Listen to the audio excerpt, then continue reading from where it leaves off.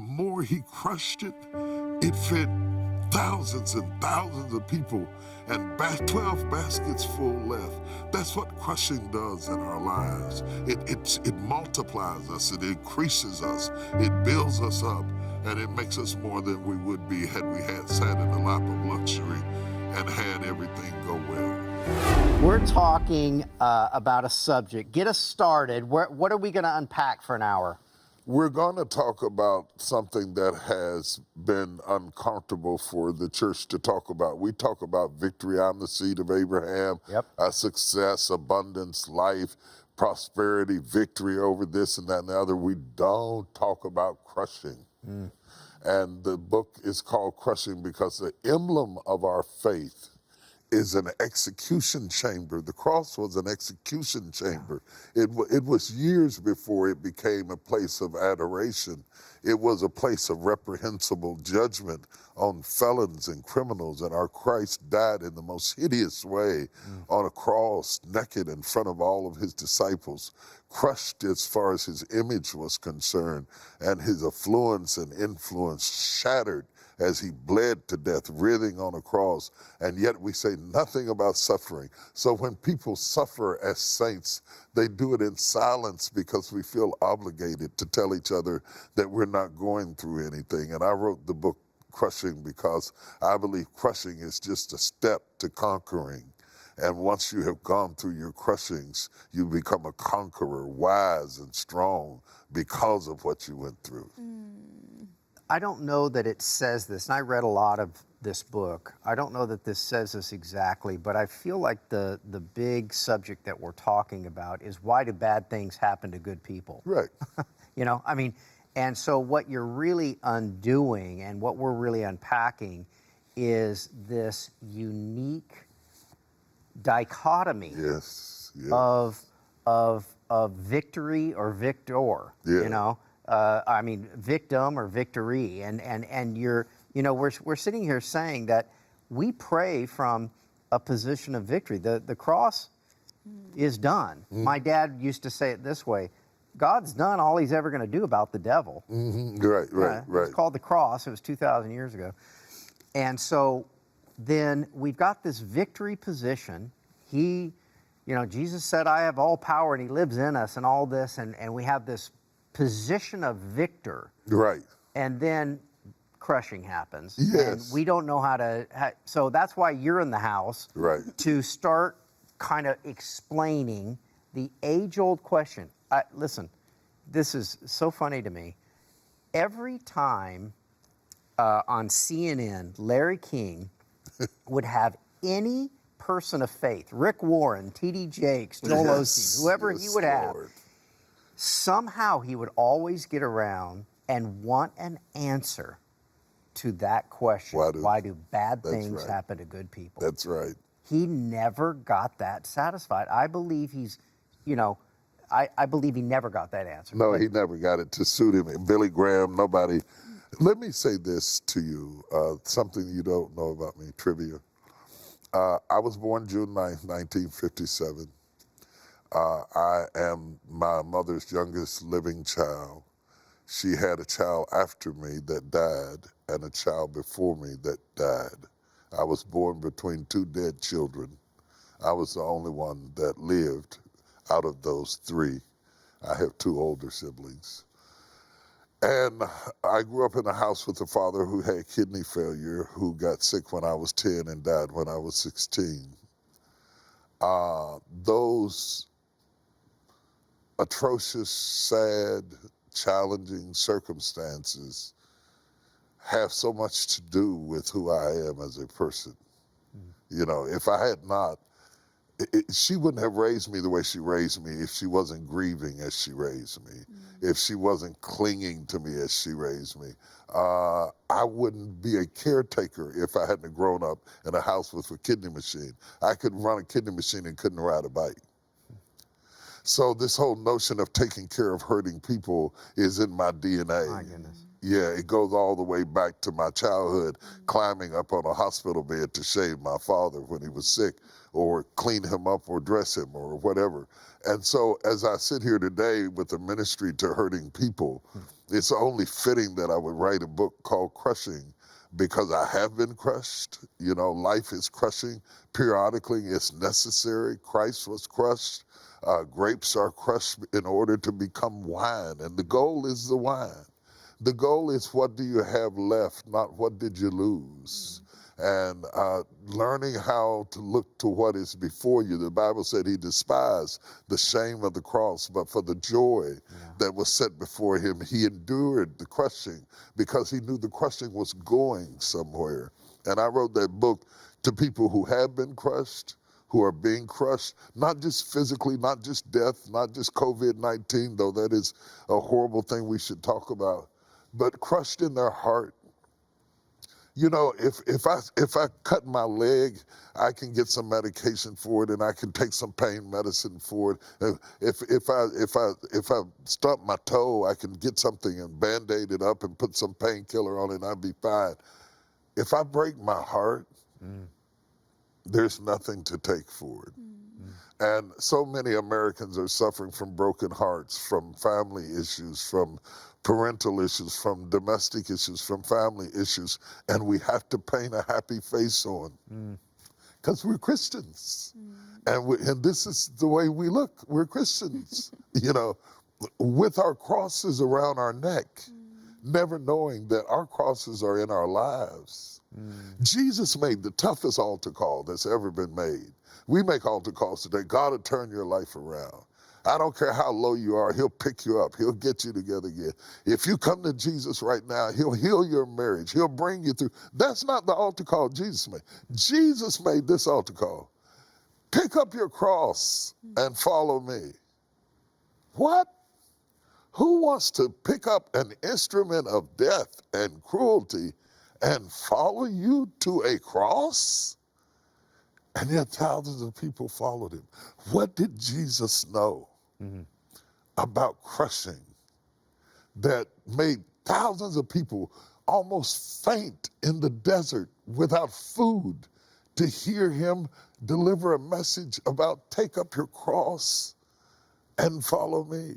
This to me is the epitome of the Christian marriage, that he takes 2 fish and 5 loaves of bread. And we know, we have an accountant's record of what it is until he crushes it. The more he crushes it, the more it multiplies. And all of a sudden, what was accountable as 2 fish and 5 loaves of bread, and we have absolute metrics on what it was in the bag. The more he crushed it, it fed thousands and thousands of people, and 12 baskets full left. That's what crushing does in our lives. It multiplies us, it increases us, it builds us up, and it makes us more than we would be had we had sat in the lap of luxury and had everything go well. Okay, let me see if I understand so far. So bad is good. Yeah, it was good for me that I have been afflicted. The more they afflicted them, the more they grew. You're only strong because of the weight that's been put on you. Right. You wouldn't be the man that you are today if you hadn't suffered and endured and agonized and put up with stuff and went home and beat the wall and cried in a pillow to stand up to be who you are. People see you on stage and they think, oh, you're Matt Crouch, you know, you're Paul's son, you've always had it good. Nobody has it good. I don't care where you live or what you drive. Nobody makes it through this life without pain.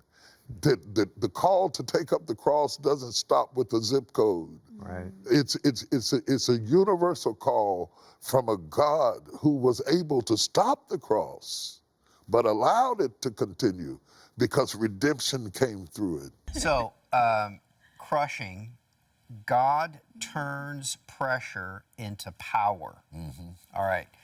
We're talking about a unique thing. I'm seeing an image that God simply wears a mask sometimes so that you don't know it's him, and he's still asking you the question, who do you say that I am? Absolutely. Okay. Absolutely. Is that what we're talking about here? Absolutely. All right. Absolutely. You know, we've said in the church so often that if we see people going through stuff, it's like, oh, they must be not doing something right. They must Right. be, you know, something's wrong in their life. You know, they just can't. But Yeah, that's not true at all.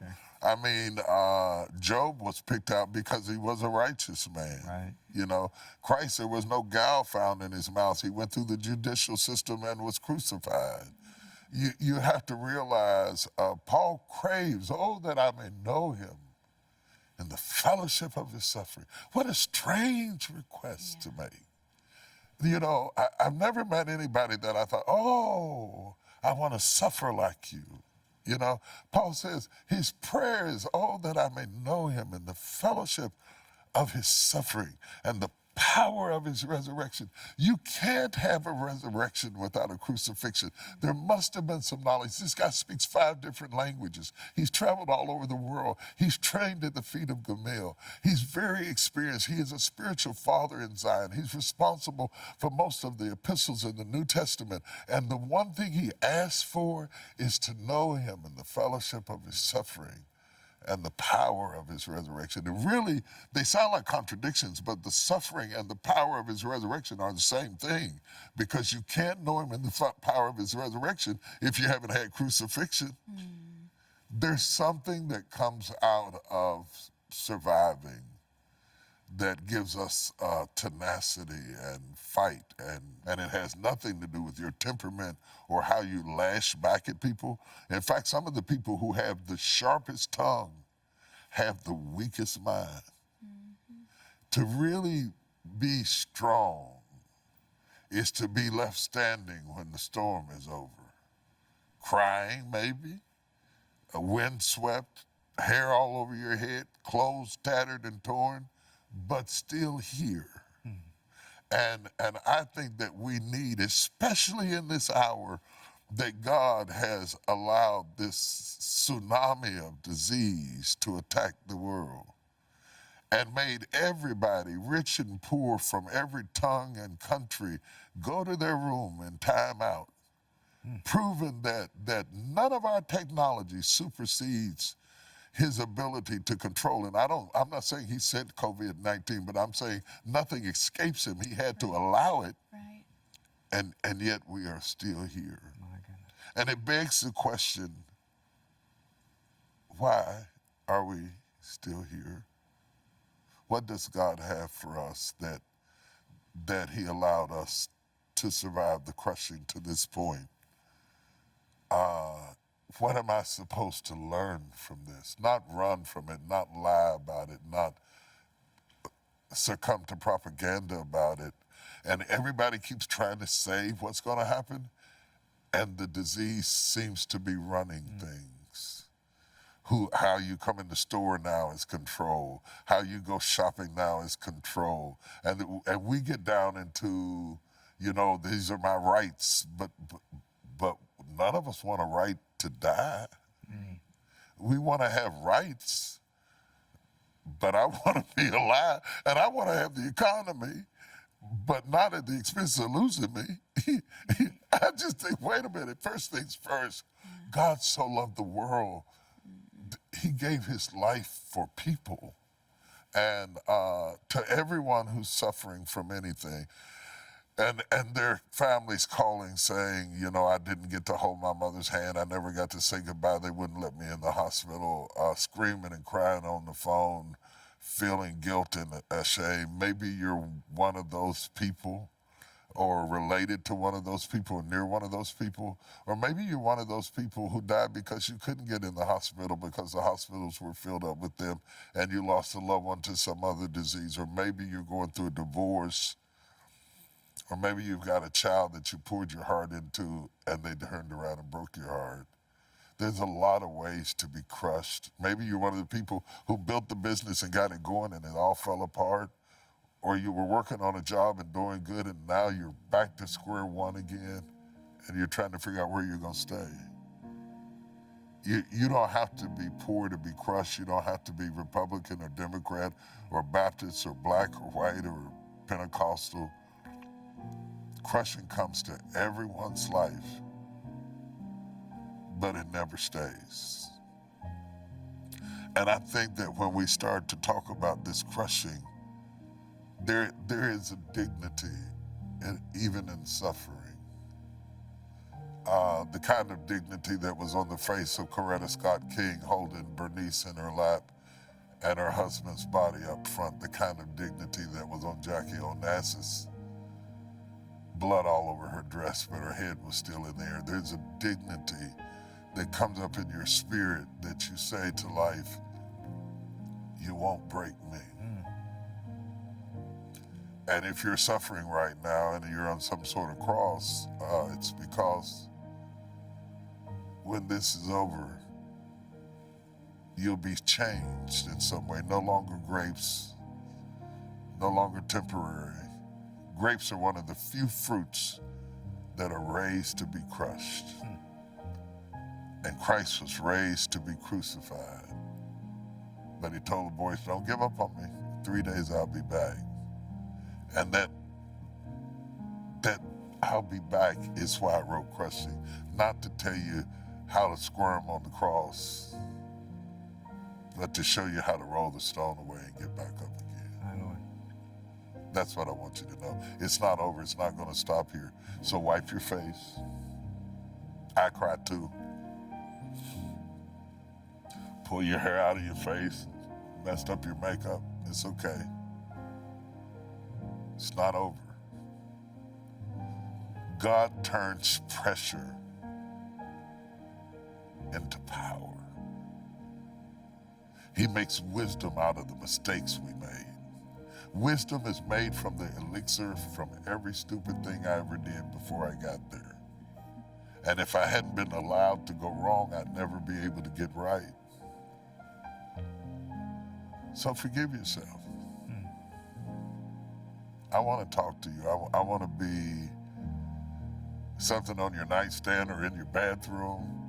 Not something you just read through on a vacation, but something you just eat in small doses and think about and let it minister to you and speak to the pain in your life. Because sometimes we have a pain, a trauma in a place that even the therapist is not reaching. But the Holy Spirit will get down into the crevices of your soul and heal you there.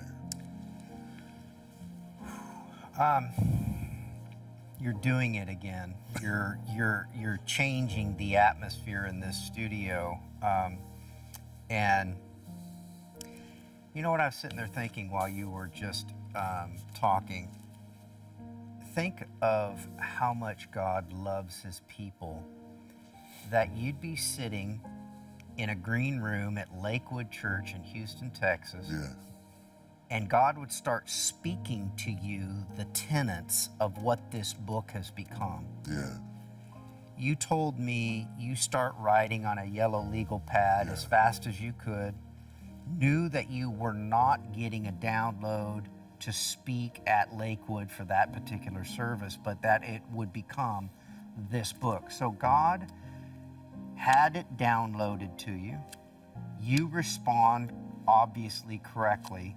This book, and it takes a minute to get these things done. Yeah, it does. Okay? It goes through a process. So God had to speak it when he did so that it would be here for one of the most crushing things in our lifetime. Yes.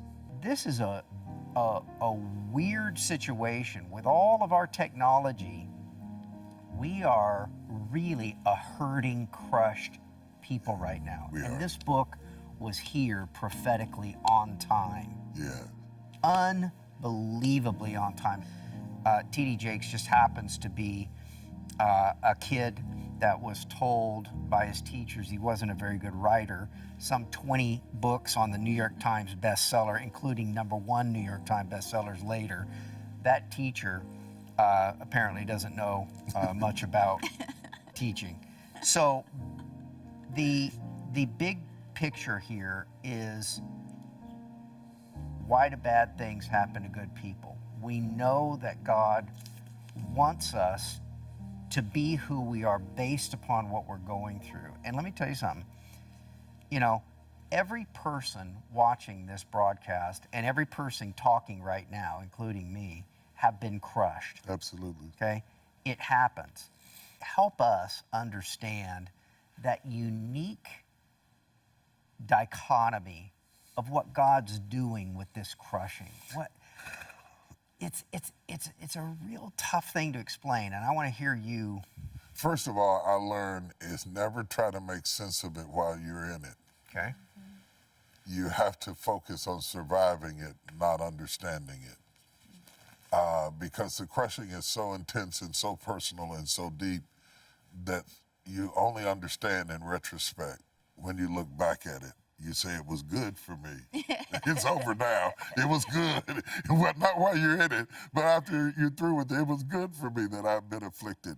The idea of crushing the grape in its original state, it would only last one season. It would rot on the vine. But if you crush it and let it ferment, it would last for hundreds of years. My goodness. And there's something that happens to us when we are crushed that gives us resilience and tenacity that we wouldn't have. I was writing on that legal pad, and the Lord showed me a vision of people stomping on grapes, and then took me to the text that the seed of the woman would bruise the head of the serpent, and the serpent would bruise his heel. And when I saw Christ's bruised heel, they looked like the heels of somebody who'd been stomping on grapes. And I started to realize that on the cross, he stomped on everything that was against me. He moved every obstacle that was contrary to me. And that even though I go through things now, that he has borne the grief and carried the sorrows of it. He went before me to lighten the load of it and still suffered me to go through it. And I'll tell you why. What we don't realize is that it is exactly the pain we had that made us who we are. My goodness. It is exactly the neglect or the absence or I am so grateful for the teacher that said I couldn't write because that's why I could. It is the thing that opposes you in the weight room that causes you to build muscles. You know, the resistance training. You know, I don't need the weights to cooperate. I need them to resist me. My goodness. So when life resists you, you get stronger and you get wiser and you turn into something that can be kept and that will last. And I think it's so important when you talk about the suffering church in the book of Revelations at Smyrna, and he talks about frankincense and myrrh, the incense was roots that were crushed, and the aroma only escaped as the roots were being crushed.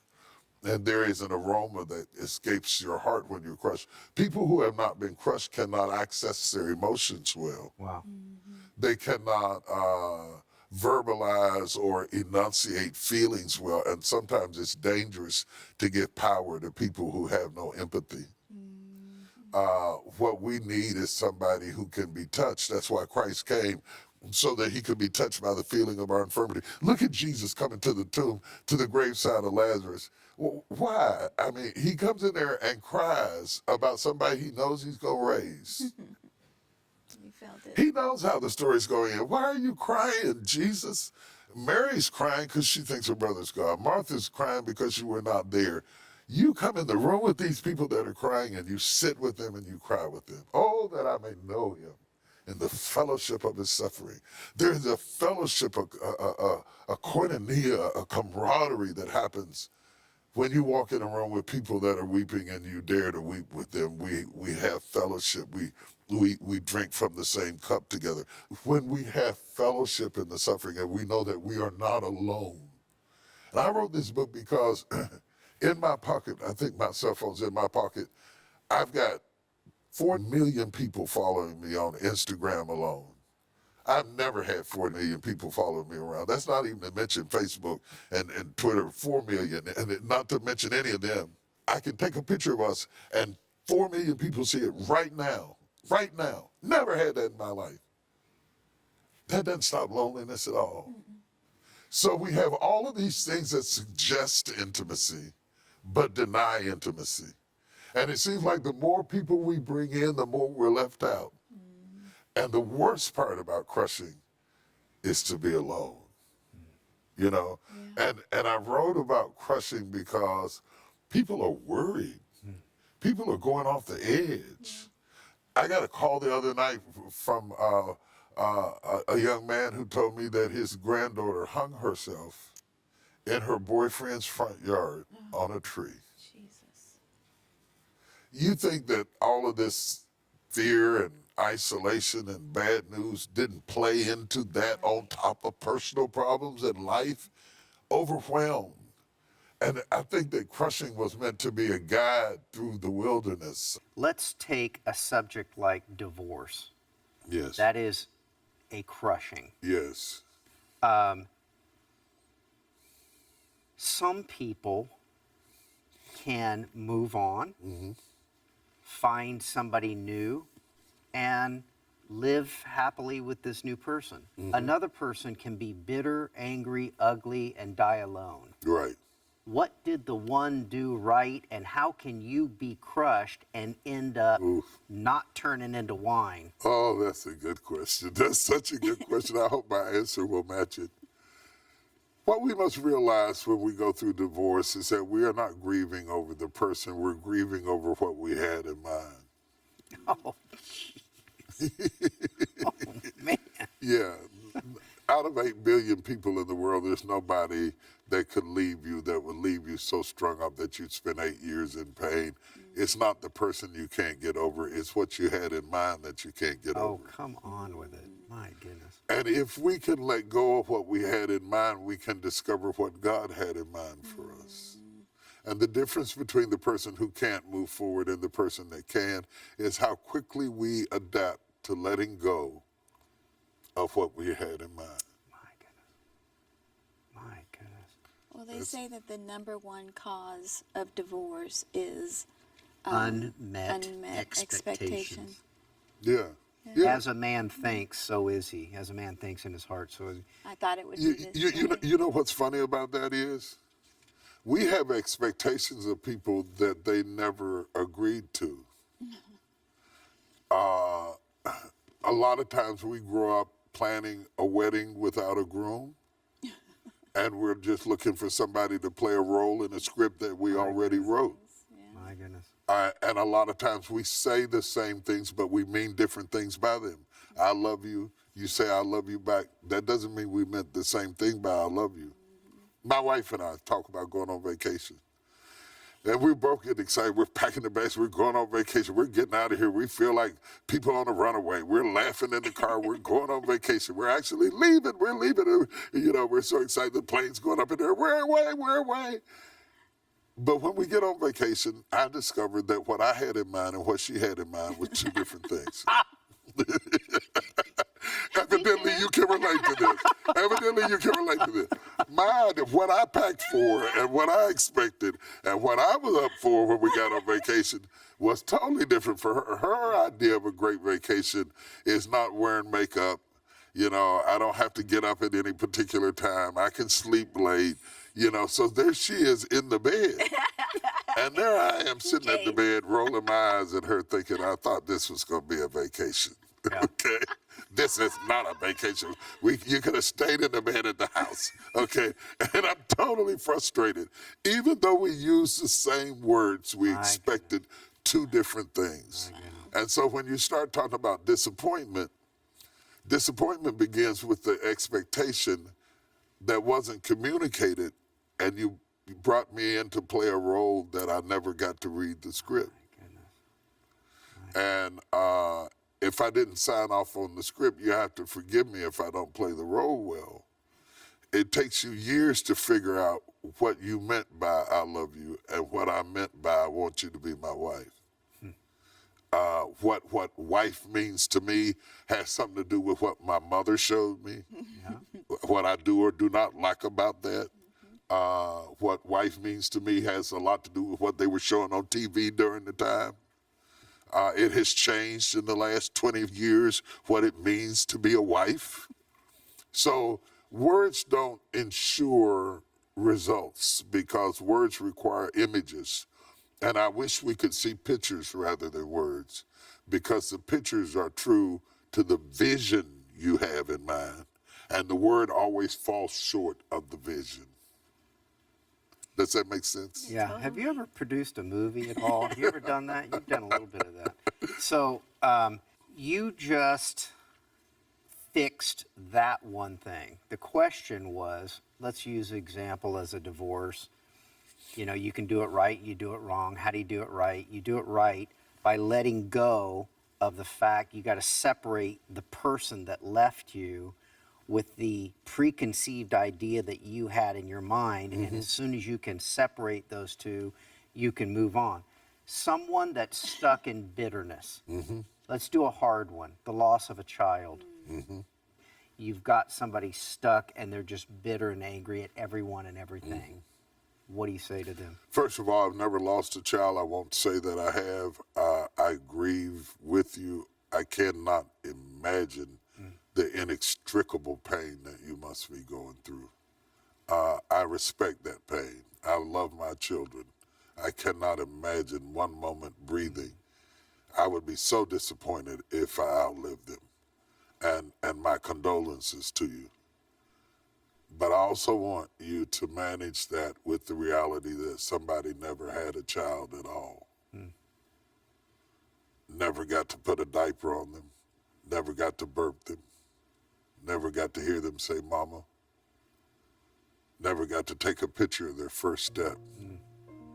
And even though you didn't get to have them as long as what you had in mind, or see all the great moments in front of them that you never got to see,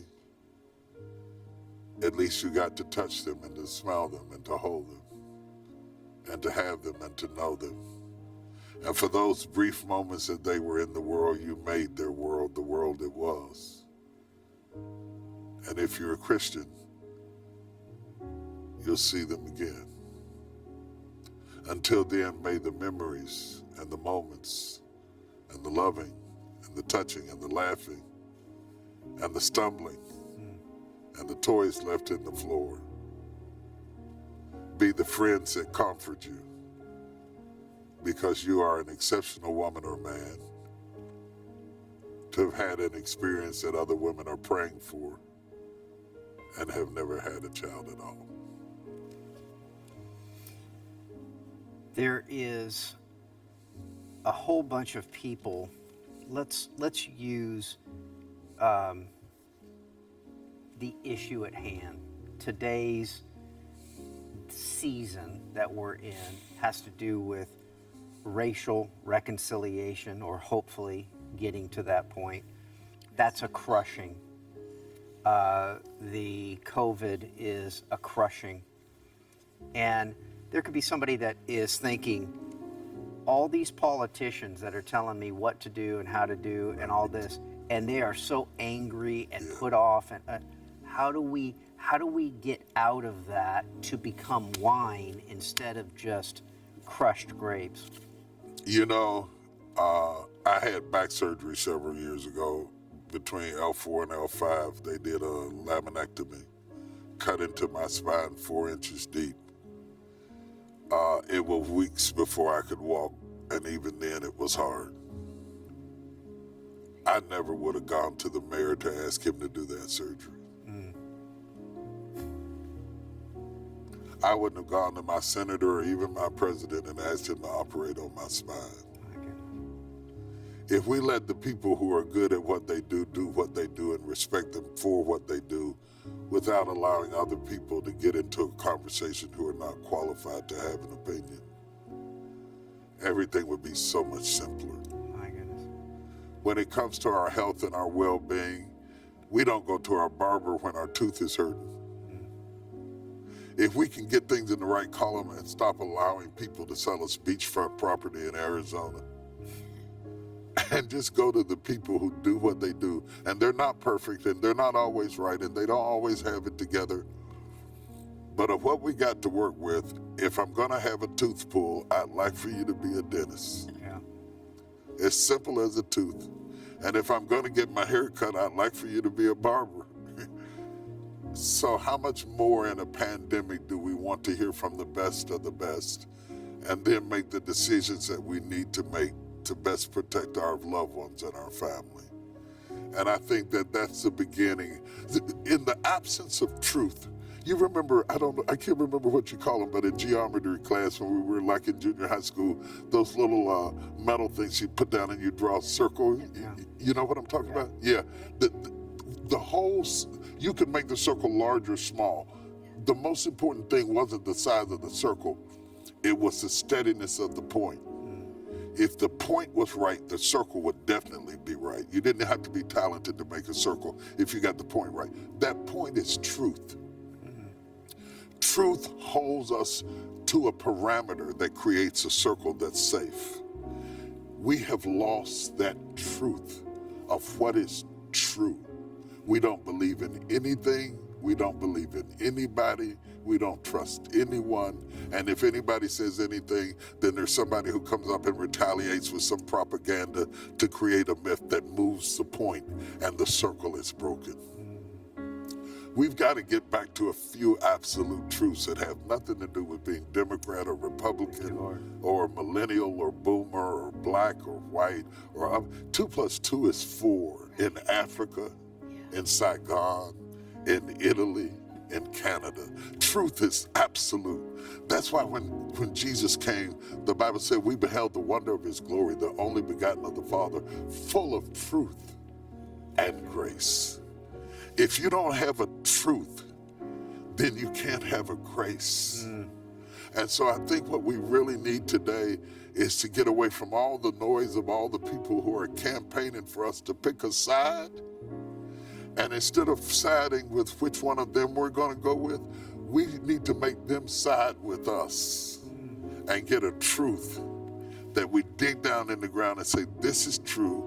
This is solid, and everything else that's going to go around it is going to go around this truth that I find to be an absolute in my life. Crushing T.D. Jakes is prophetic. Yeah. It is a prophetically timed book. It is in its season. It is in the right season. And when you use all the analogy of this kind of grapes and wine, by the way, do you have a little glass of wine every once in a while? When I'm trying to go to sleep, that's all it does to me is make me sleepy. Yeah. Yeah. I remember you and Sarita and Laurie and I had dinner one time with Colin Powell, General Colin Powell, way back in the day, and I was just making sure, that you didn't order wine and all that. No. Let's make wine. No, let's have a sparkling water with a lime. No one thinks how much blood it costs. Yeah.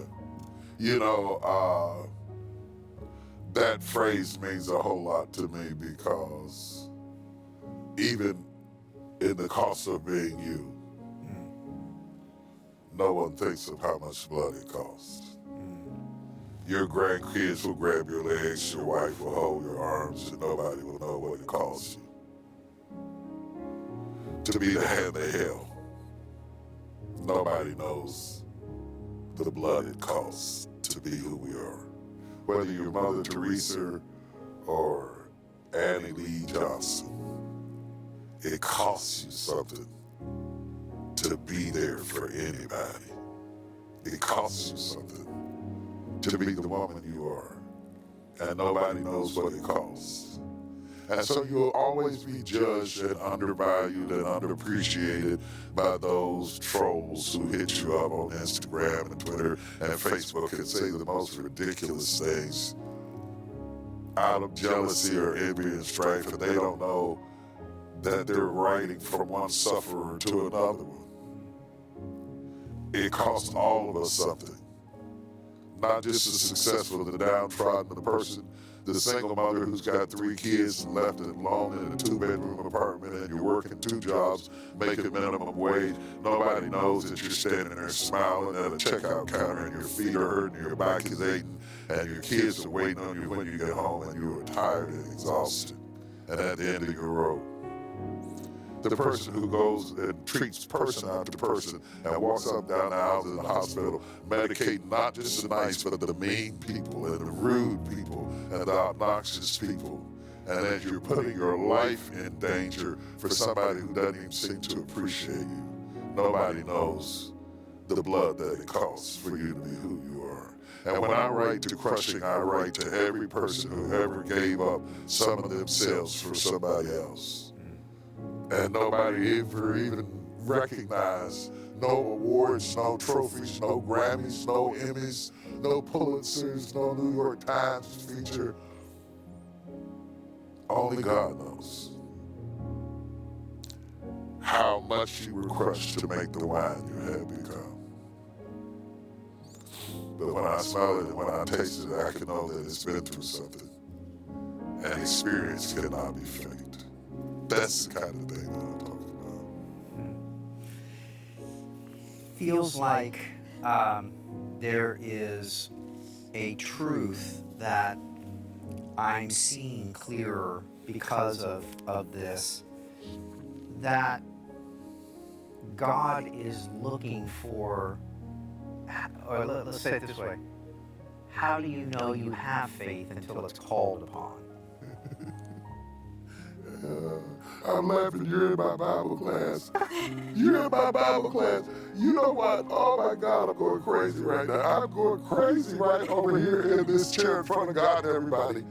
Because I just taught a Bible class about faith and fear and how they work together and how Christians take the scripture, God has not given us the spirit of fear, to mean that God has not given us fear. Fear is a favor if you're in the jungle. Fear is a favor if you're standing on the edge of a cliff. Fear is a favor if you're about to dive into the ocean. The fear warns you of what is wise and not wise. It's an emotion that we need. Faith operates in spite of fear. People who have faith don't have faith because they have no fear, but the faith rises up and takes the wheel of the car and says, fear, get in the back seat, we're going somewhere. You know what I'm saying? Man, when you brought that up, it was such, excuse me y'all, man, I'm on here because it just gave me such confirmation to my Bible class, because what got me was, through faith, Noah being warned of God of things not yet seen, moved with fear. Through faith and yet moved with fear, fear. And I started debating that in my head. And I just taught a Bible class about it. People think your life is a straight line. It's not a straight line up, it's not a straight line down. It's curves and twists and rocks and ridges and branches you swung across and creeks you got wet in to get to where you are. It's never just a smooth ride without dents and cracks and discrepancies and dysfunctions along the way. I never will forget when I had the final meeting with my doctors and my mother was dying of Alzheimer's. And we had to make a decision to disconnect her from life support. And I listened to all of that they said. And when I finally made the decision, my son looked at me and he said, "Oh, Dad," he said, "you're so strong." And I swear, I have never felt so weak in all my life. What comes across to other people as strength only looks like strength because they don't see the bleeding that goes on in your soul. And I would bleed the next 20 years of my life. The next 20 years of my life. At a moment that he's looking up at me just thinking, I'm the Hulk or somebody like that.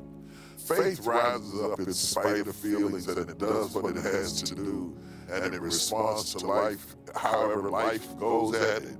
And you don't get to pick what goes at you. You just have to respond the best way you can and make it through this world. I wrote Crushing that we might have fellowship. My sister says Christianity is telling one beggar where another beggar found the bread. And I wrote Crushing to every person who's ever suffered anything, anytime, anywhere in your life, even if it wasn't physical, even if it was emotional, even if it was psychological, even if it was attitudinal, even if it was ministerial. I wrote Crushing to say, I feel you, I got you. I understand that, but there is going to be something beyond that. That if you put your time in, as old folks said, payday's coming after a while. Yeah. I heard a definition of loving God with all your heart is dwelling on His love for you and us. Inside of a crushing, shouldn't we just dwell on God's love, knowing He loves us, He's really for us? Yeah. It's crushing. Yeah. Okay, talk to us a little bit about it. You hit it. I was going through one of the worst moments of my life. And I didn't know how it was going to turn out. I didn't know if I was going to turn out. But the thing that brought me through was something that you just said. I told God, I said, I know that you were for me. I know that you were for me. And if you allow this to happen to me in some kind of way, it's going to make me better.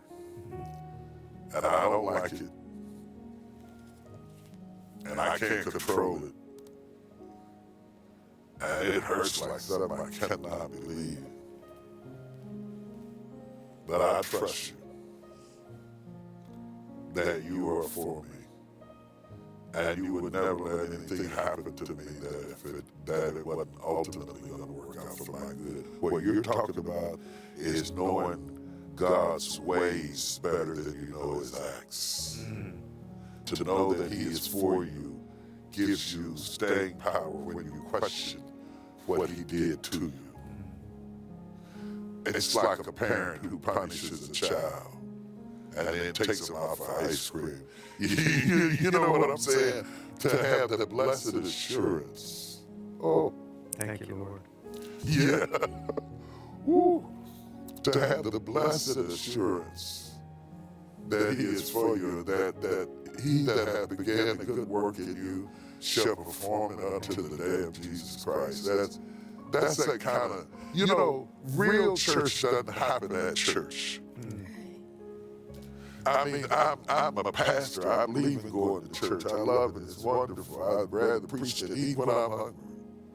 But real church plays out while you're washing dishes or while you're washing the car or driving down the road or you're walking around in the backyard or you're in the bathtub. Real faith is perfected in private places where you and God alone are left someplace like Jacob wrestling to know him better than you were before, and wrestling to know yourself, and God tell you something about yourself that you didn't know. There is nothing as precious as when God tells you, you're not Jacob, but you're Israel.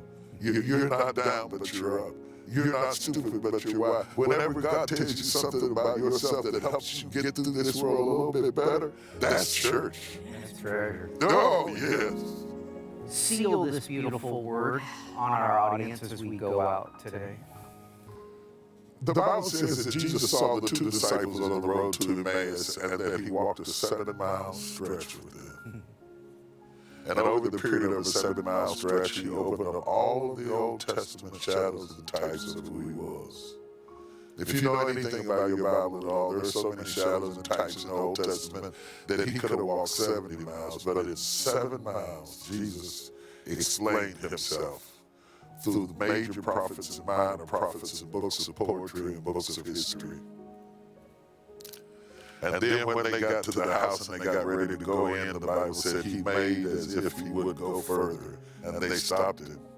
Because when God starts talking, you don't want him to leave. And they invited him to come in the house.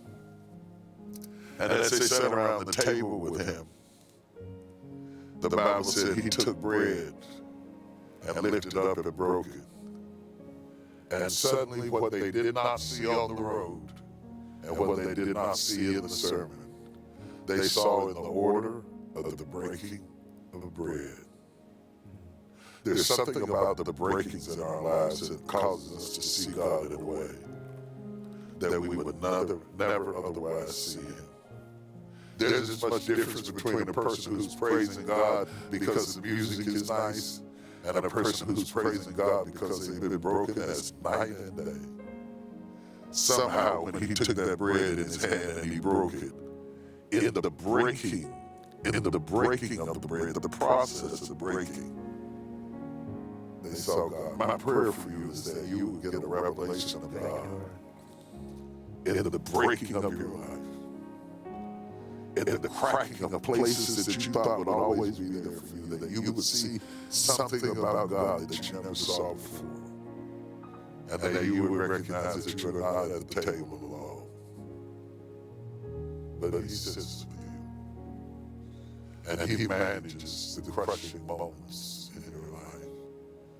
He knows when you've had enough, and he knows how to stop the bleeding. So right where you are, if you just trust it and give him the praise. I've got a feeling that everything is going to be all right. At TBN, our mission is to use every available means to reach as many individuals and families as possible with the life-changing gospel of Jesus Christ. Thank you for helping make the gospel of grace go around the world. Without you, we couldn't do it. God bless you.